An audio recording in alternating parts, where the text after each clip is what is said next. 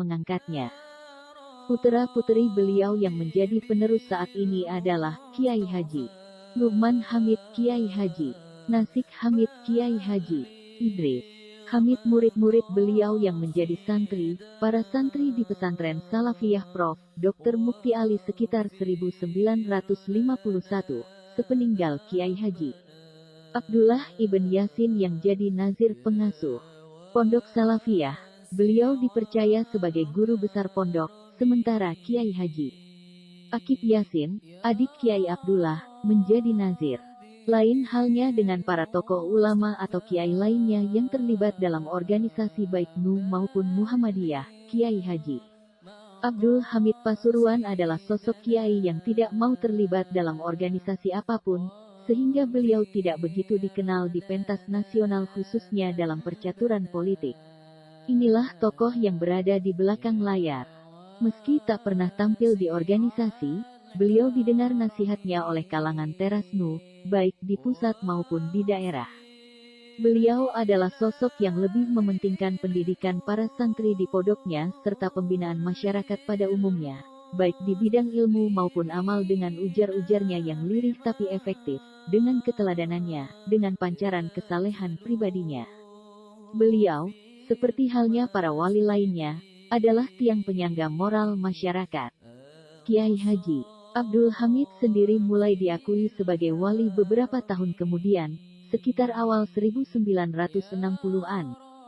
Pengakuan akan kewalian itu kian meluas dan meluas, hingga akhirnya mencapai taraf, meminjam istilah Gusmus, mutafak alaih, disepakati semua orang, termasuk di kalangan mereka yang selama ini tak mudah mengakui kewalian seseorang.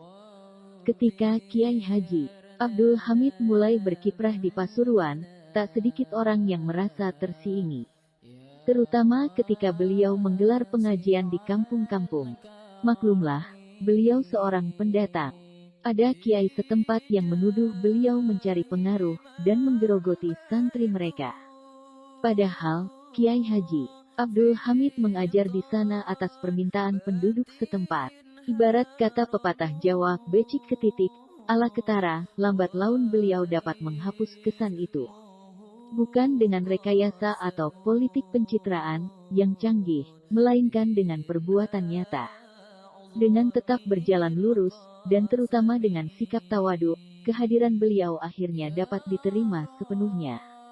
Bahkan mereka menaruh hormat pada beliau justru karena sikap tawadu itu. Beliau memang rendah hati tawadu.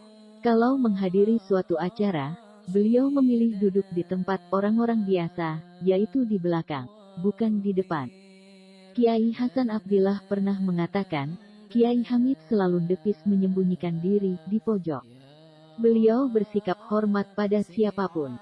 Dari yang miskin sampai yang kaya, dari yang jelata sampai yang berpangkat, semua dilayaninya, semua dihargainya. Misalnya, bila sedang menghadapi banyak tamu, beliau memberikan perhatian pada mereka semua. Mereka ditanyai satu persatu sehingga tak ada yang merasa disepelekan. Mantan Menteri Agama dan juga junior, sekaligus anak didiknya di pesantren Termas, Prof. Dr. Mukti Ali, pernah mengatakan, yang paling berkesan dari Kiai Hamid adalah akhlaknya, penghargaannya pada orang, pada ilmu, pada orang alim, pada ulama. Juga tindak tanduknya. Bila mereka bertandang ke rumahnya, beliau sibuk melayani.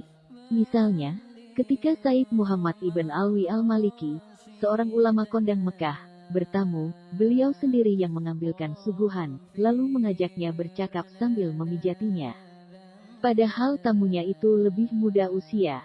Sikap tawadu itulah, antara lain, rahasia keberhasilan beliau. Karena sikap ini beliau bisa diterima oleh berbagai kalangan, dari orang biasa sampai tokoh. Para kiai tidak merasa tersingi, bahkan menaruh hormat ketika melihat sikap tawadu beliau yang tulus, yang tidak dibuat-buat. Derajat beliau pun meningkat, baik di mata Allah maupun di mata manusia. Ini sesuai dengan sabda Rasulullah SAW, barang siapa bersialah wali. Salah satu karomah lainnya yaitu ketika Asmawi, salah seorang santrinya harus melunasi utang kepada panitia pembangunan masjid yang sudah jatuh tempo. Besarnya Rp300.000. cukup besar untuk ukuran waktu sekitar tahun 70-an. Dia tidak tahu dan mana uang sebanyak itu bisa didapat dalam waktu singkat. Karenanya, dia hanya bisa menangis, malu kalau sampai ditagih. Akhirnya dia mengadukan hal tersebut kepada Kiai Haji Abdul Hamid. Kemudian dengan lembut sang kiai yang lantas menyuruh Asmawi menggoyang pohon kelengkeng yang tumbuh di halaman depan rumah Pak Kiai. Di sana ada 2 pohon kelengkeng.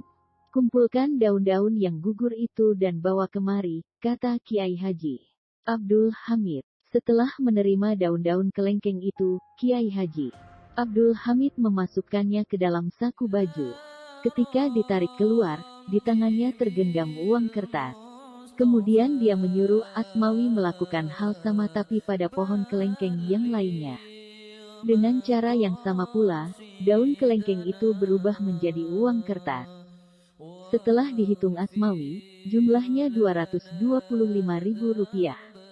Masih kurang Rp75.000. Tiba-tiba datang seorang tamu menyerahkan uang tunai Rp75.000 kepada Kiai Haji Abdul Hamid. Lalu uang itu diserahkan ke Asmawi. Lain lagi yang dialami Said Ahmad, santri lainnya. Dia justru seolah ingin menguji kewalian Kiai Haji Abdul Hamid yang telah kesohor. Said Ahmad ingin tahu, apakah Kiai tahu bahwa dia ingin diberi makan olehnya. Ketika sampai di pesantren milik sang Kiai, kebetulan saat salat Elsya sudah masuk, dia pun ikut salat berjamaah. Usai salat, dia tidak langsung pulang, melainkan menunggu sampai jamaah pulang semua. Lampu teras rumah Kiai Haji Abdul Hamid pun sudah dipadamkan, pertanda pemilik rumah siap-siap beristirahat.